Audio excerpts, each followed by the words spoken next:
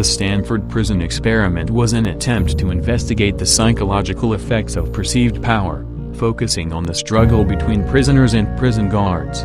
It was conducted at Stanford University on August 14, 1971 by a research group led by psychology professor Philip Zimbardo using college students. It was funded by the U.S. Office of Naval Research as an investigation into the causes of difficulties between guards and prisoners in the United States Navy and United States Marine Corps. The experiment is a topic covered in most introductory psychology textbooks. Some participants developed their roles as the guards enforced authoritarian measures and ultimately subjected some prisoners to psychological torture. Many of the prisoners passively accepted psychological abuse and, by the guards' request, actively harassed other prisoners who tried to stop it. Zimbardo, in his role as the superintendent, allowed abuse to continue.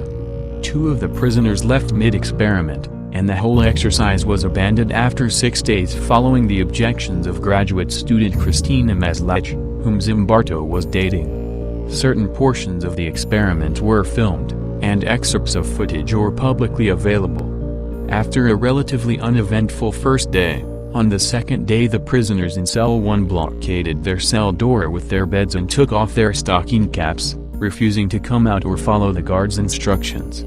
Guards from other shifts volunteered to work extra hours, to assist in subduing the revolt, and subsequently attacked the prisoners with fire extinguishers without being supervised by the research staff. Finding that handling 9 cellmates with only 3 guards per shift was challenging, one of the guards suggested they use psychological tactics to control them.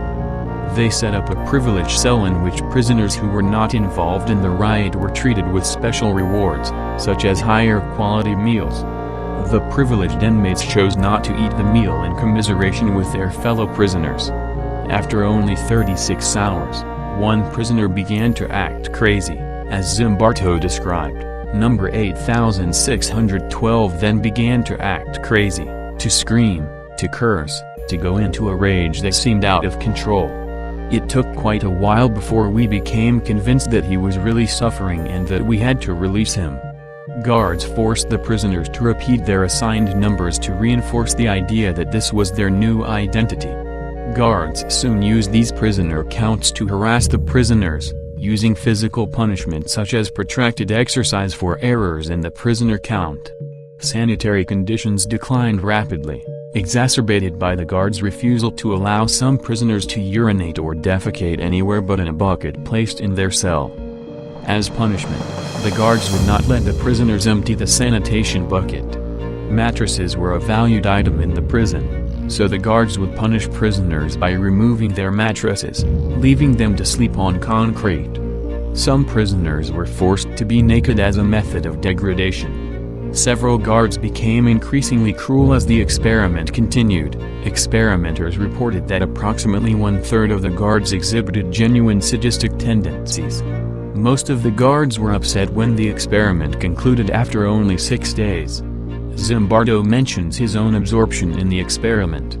On the 4th day, some of the guards stated they heard a rumor that the released prisoner was going to come back with his friends and free the remaining inmates. Zimbardo and the guards disassembled the prison and moved it onto a different floor of the building.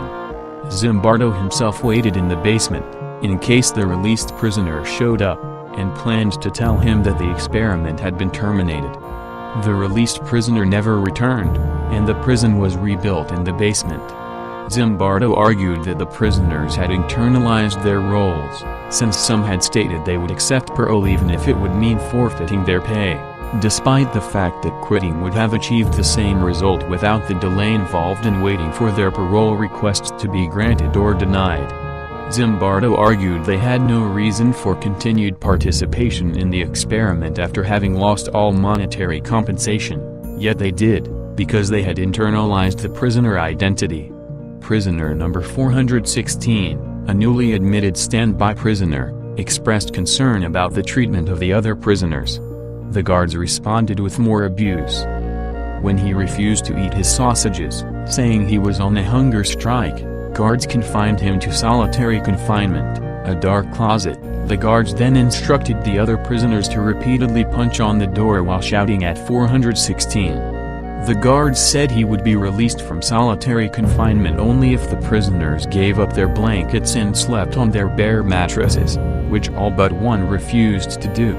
Zimbardo aborted the experiment early when Christina Maslach, a graduate student in psychology whom he was dating, and later married, objected to the conditions of the prison after she was introduced to the experiment to conduct interviews. Zimbardo noted that, of more than 50 people who had observed the experiment, Maslach was the only one who questioned its morality. After only 6 days of a planned 2 weeks duration, the experiment was discontinued.